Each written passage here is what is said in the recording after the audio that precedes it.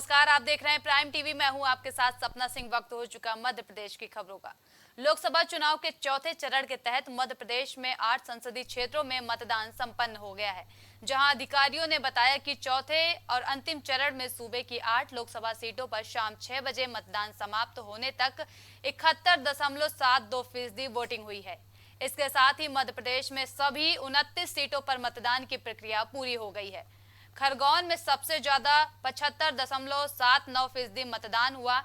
इसके बाद देवास में 74.86%, मंदसौर में 74.5%, उज्जैन में 73.03%, धार में 71.5%, खंडवा में 70.72% और इंदौर में 60.53% मतदान हुआ है।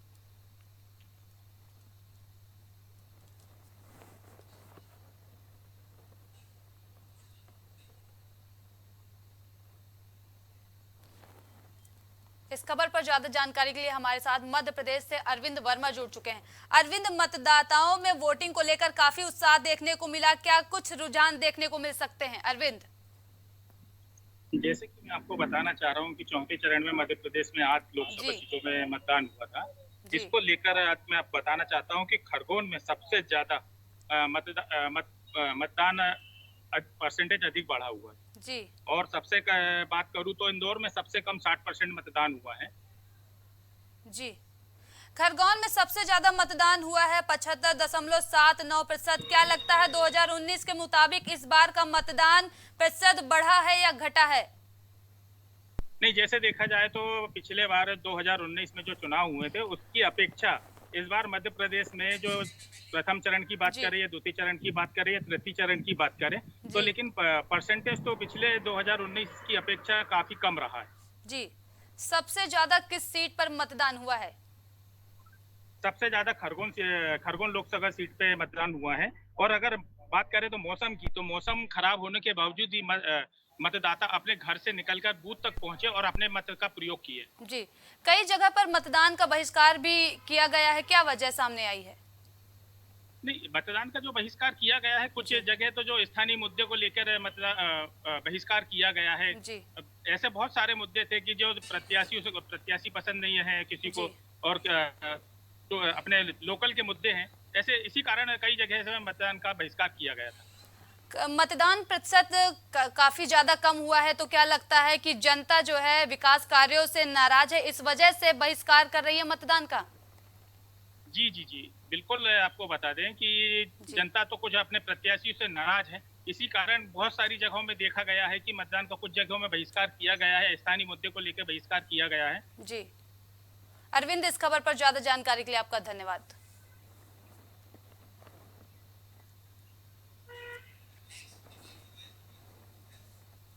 ठीक है सर, प्रणव।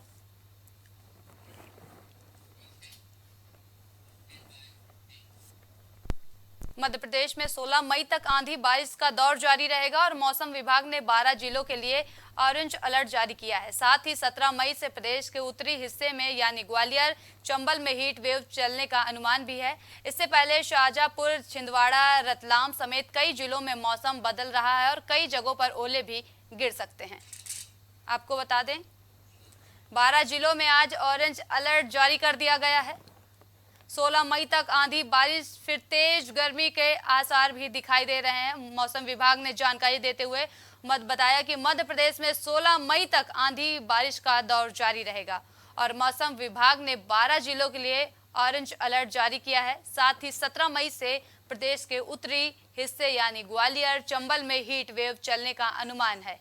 इससे पहले शाहजहांपुर, छिंदवाड़ा, रतलाम समेत कई जिलों में मौसम बदल रहा है और कई जगहों पर ओले भी गिरे हैं। इस खबर पर ज्यादा जानकारी के लिए हमारे साथ मध्य प्रदेश से अरविंद वर्मा जुड़ चुके हैं। अरविंद वर्मा, बारिश और आंधी को लेकर क्या कुछ अपडेट है? बताना चाह रहा हूं कि 2-3 दिन से मौसम इतना खराब चल रहा है, जिसमें आंधी, तूफान, बरसात, ओले, जिससे किसानों को काफी नुकसान हो रहा है। जैसे देखा जाए तो आम की फसल पूरी बर्बाद हो गई, किसानों की मूंग उड़दे की जो फसल है वो पूरी बर्बाद हो गई, जिससे कहीं ना कहीं बहुत ज्यादा नुकसान हो रहा है। मौसम जो हवाधुंध चल रही है, बरसात हो रही है उससे और ओलावृष्टि से। जी, अरविंद, क्या कुछ उद्देश्य दिए गए हैं इससे बचने के लिए लोगों को? जी जी, उद्देश्य तो दिए गए हैं कि बेवजह अपने घर से बाहर ना निकलें और कोई जरूरी काम हो तो ही घर से बाहर निकले, बाकी अन्यथा घर पे रहें। जी अरविंद, इस खबर पर ज्यादा जानकारी के लिए आपका धन्यवाद।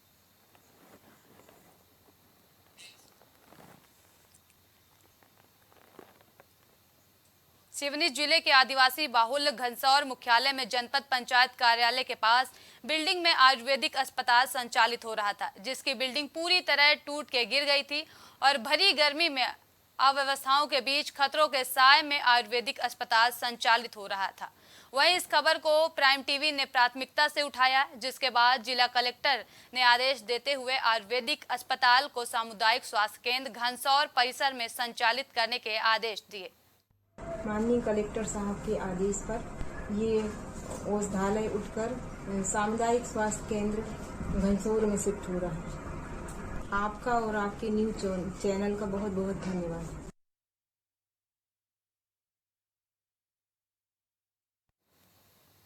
रायसेन जिले में बोरवेल मशीनों पर प्रतिबंध लगाया गया था।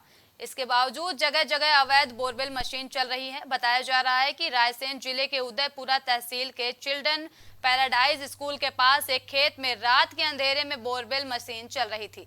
इसके बाद भी जिम्मेदार अधिकारी बेपरवाह नजर आ रहे हैं।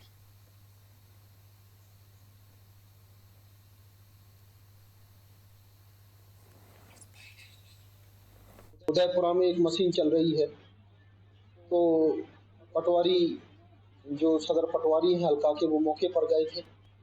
मौके पर जाकर के उनके द्वारा मशीन को रोका गया और उन्होंने आज प्रतिवेदन प्रस्तुत किया है कि भगवान दास साहू के खेत में बोरवेल हो रहा था और एक जो बोरवेल मशीन थी जो वाहन मालिक बसंत जरारिया की है, उनके द्वारा बोर किया जा रहा था। आज प्रतिवेदन प्रस्तुत किया है, जिसमें हम इनको सूचना पत्र जारी करके इन पर जो विधि अनुसार कार्रवाई है वह करेंगे।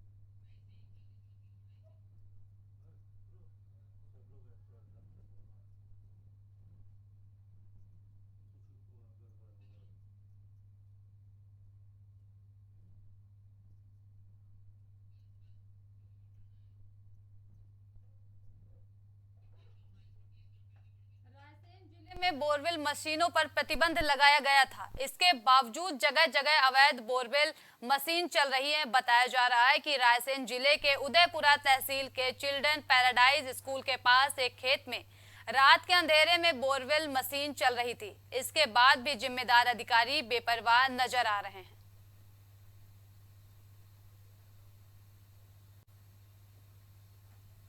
आपको बता दें कि रायसेन में प्रशासन के आदेश को अनदेखा किया जा रहा है। रोक के बाद भी बोरवेल का खनन जारी है। लगातार रायसेन में प्रशासन के आदेश की अनदेखी की जा रही है।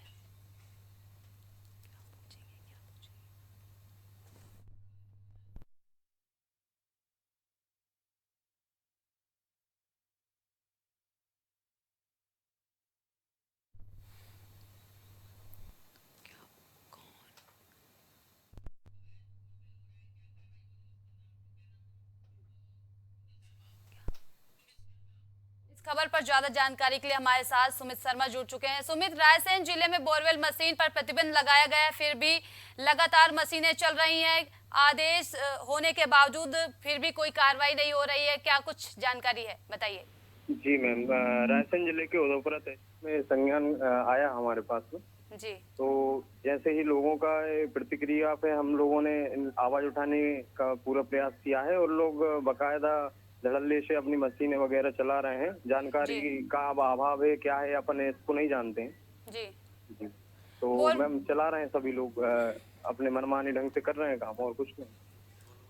मशीनों पर प्रतिबंध लगाया गया, इसके बावजूद जगह जगह अवैध बोरवेल मशीन चल रही हैं। आगे क्या कुछ कार्रवाई की जा सकती है?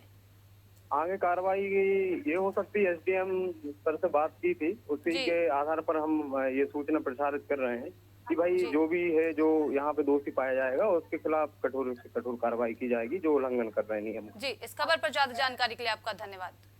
जी।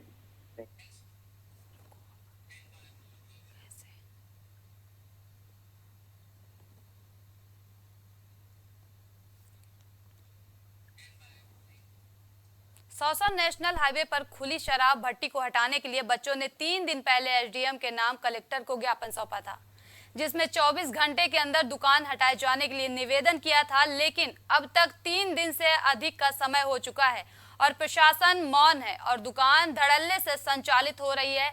ऐसी स्थिति में छात्र छात्राओं ने शराब दुकान के सामने सांकेतिक धरना प्रदर्शन करते हुए प्रशासन को चेतावनी दी है कि 1 हफ्ते के अंदर शराब दुकान को कहीं और शिफ्ट नहीं किया गया तो वे उग्र तरीके से आंदोलन किया जाएगा, जिसका जिम्मेदार शासन प्रशासन होगा।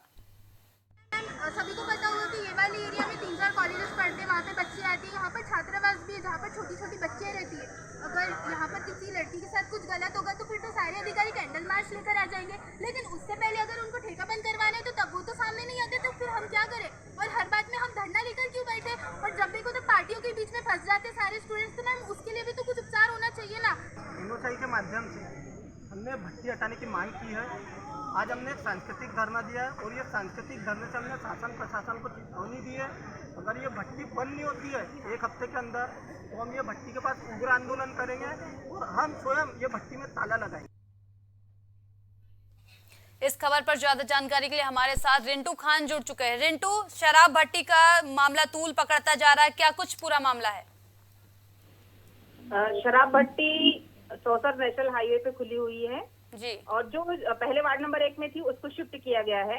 यहाँ पर जो ठेकेदार है मनीष जाट, जब से ये नया अप्रैल का ठेका आया है, मनीष जाट का ठेका है, तब से पूरे क्षेत्र में आए दिन विवाद की स्थिति बनी रहती है। इन्होंने नेशनल हाईवे पे लगा लिया है, कभी ये रेट दामों को लेके विवाद कर रहे हैं जी।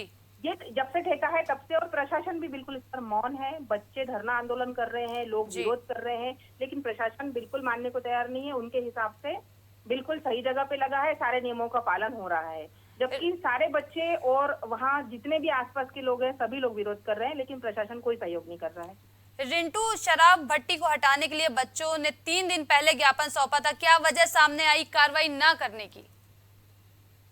प्रशासन का वही कहना है कि सारे नियमों का पालन करते हुए ये दुकान खुली हुई है और वो सारा जो भी है मेन अधिकारी कलेक्टर महोदय के हाथ में है और कलेक्टर महोदय ही इस पर कोई कार्रवाई करेंगे, लेकिन कलेक्टर महोदय अभी तक कोई कार्रवाई कर नहीं रहे हैं। रिंटू, इस खबर पर ज्यादा जानकारी के लिए आपका धन्यवाद।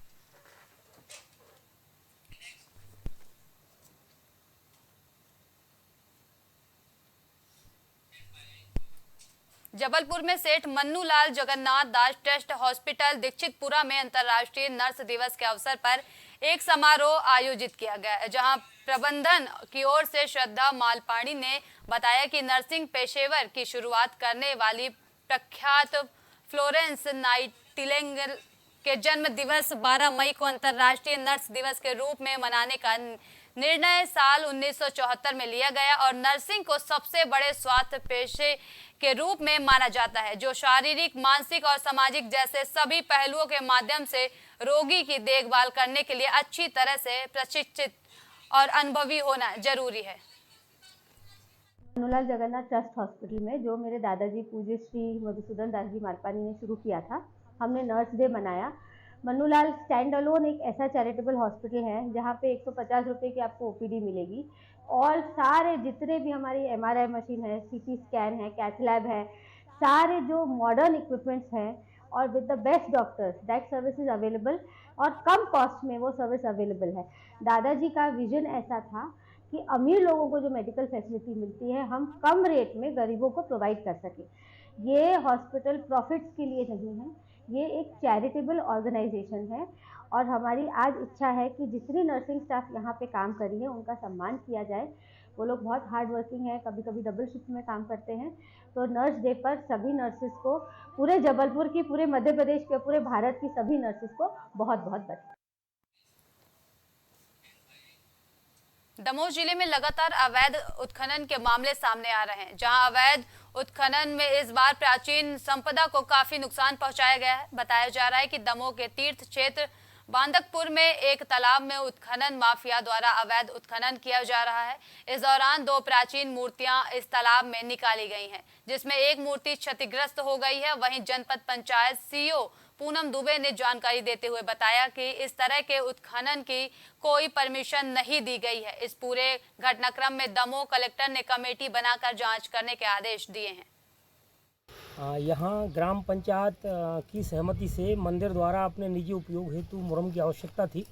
तो जैसा लोगों ने बताया कि मंदिर समिति जेसीबी से शासकीय तालाब से मुरम खुदाई करवा रही थी रात में। उस दरमियान पत्थर की 2 मूर्ति, एक 2 टुकड़ों में है, एक पूरी साबुत मूर्ति है, मिली हुई है, जिसको हम लोगों ने ससम्मान पूजा अर्चन करा के और मंदिर में ही एक प्रांगण में रखवाया है। और आगे सारी जानकारी श्रीमान कलेक्टर महोदय को देंगे, जैसा निर्देश देंगे। पुरातत्व विभाग की मदद से वहाँ सर्वे कराया जाएगा कि अगर और मूर्ति उपलब्ध है तो उनको यथास्थान रखाया जाए। ये सुबह हमें सूचना प्राप्त हुई कि खुदाई के दौरान यह कुछ मूर्तियां प्राप्त हुई हैं, जिसकी लोग पूजा अर्चना भी कर रहे हैं। ये मूर्तियां किस काल की हैं, यहाँ कैसे आई, अब इस पे आर्कोलॉजिकल सर्वे ऑफ इंडिया से जब बात होगी, उन लोग इसको देखेंगे पुरातत्व विभाग, तब इसमें क्लियर होगा कि और मूर्तियां तो नहीं यहाँ और कब की हैं, ये पता करेंगे। जी मैडम, ये ग्राम पंचायत यहाँ पर उत्खनन कर रही थी, तो क्या ग्राम पंचायत को अधिकार है? ये ग्राम पंचायत को अधिकार नहीं उत्खनन, और ये मैंने सबसे पहले यही पता किया था ये काम किसका चल रहा है। तो पंचायत विभाग से यहाँ कोई काम नहीं हो रहा है। अभी इन लोगों के द्वारा ये जेसीबी यहाँ जो खुदाई चल रही थी, मैं अब ये बात करूँगी कि पंचायत को जो नहीं है पावर, उन्हें कैसे इनको परमिशन दी कि यहाँ से। ये मूर्तियों के संबंध में सूचना मुझे सुबह प्राप्त हो गई थी, और जैसे ये सूचना प्राप्त हुई थी, मैंने सीओ जनपद और वहाँ के तहसीलदार जो हैं उनको तत्काल मौके पर भेजा था। वो दोनों मौके पर पहुँचे और मूर्तियों को सुरक्षित रूप से मंदिर में रख लिया गया है। और जिस मूर्ति के बारे में आप बात कर रहे हैं, उनके लिए पूरा जो हम पुरातत्व वालों को लगा रहे हैं उसके लिए कि इसकी पूरी सुरक्षा और इनको जो है पूरी गरिमा और सम्मान के साथ व्यवस्थित रूप से रखा जाए, उसकी पूरी चिंता हम लोग कर रहे हैं।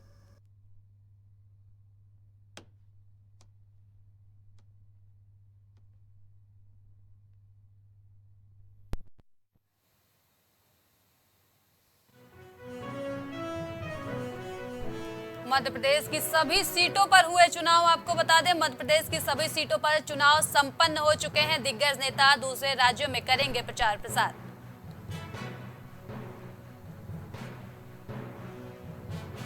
सीएम मोहन यादव का आज यूपी दौरा। आपको बता दें, आज यूपी दौरे पर रहेंगे सीएम मोहन यादव।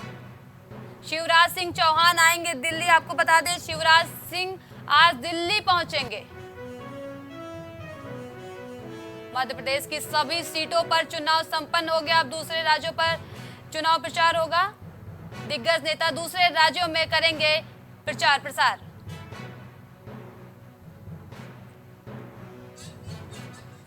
सीएम मोहन यादव का आज यूपी दौरा।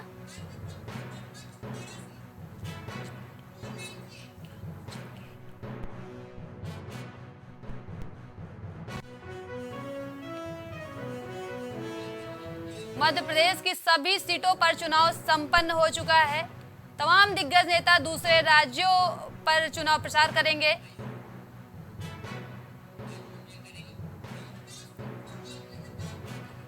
सीएम मोहन यादव का आज यूपी दौरा है। इस खबर पर ज्यादा जानकारी के लिए अरविंद वर्मा हमारे साथ जुड़ चुके हैं। अरविंद, शिवराज सिंह चौहान आज दिल्ली पहुंचेंगे, क्या कुछ कार्यक्रम है? जी, आज आपको जैसा कि मैं बताना चाह रहा हूं कि मध्य प्रदेश के पूर्व सीएम शिवराज सिंह चौहान आज दिल्ली पहुंचेंगे और वहां पे चुनाव रैली को संपन्न करेंगे। और एक चीज बताना चाह रहा हूं कि जैसे मध्य प्रदेश के मुख्यमंत्री डॉक्टर मोहन यादव जी आज उत्तर प्रदेश के चुनाव प्रचार पर रहेंगे। मोहन यादव 2 बजे भोपाल के खजुराहो के लिए रवाना होंगे और उसके बाद मुख्यमंत्री खजुराहो से उत्तर प्रदेश के हमीरपुर लोकसभा सीट के प्रत्याशी कुंवर पुष्पेंद्र सिंह चंदेल के समर्थन में जी। जिला महोबा में और क्या बोलते हैं अपना बनवाड़ी में आम सभा को संबोधित करेंगे। जी अरविंद, मध्य प्रदेश के चुनाव खत्म हो चुके हैं, दूसरे राज्यों में चुनाव प्रचार होगा, कहां कहां हो सकता है प्रचार प्रसार? जी जैसा तो अभी देखा जाए तो उत्तर प्रदेश की सीटों पे प्रचार प्रसार तो चालू हो चुका है और मुख्यमंत्री जी के दौरे भी कंफर्म है। जी अरविंद, इस खबर पर ज्यादा जानकारी के लिए आपका धन्यवाद।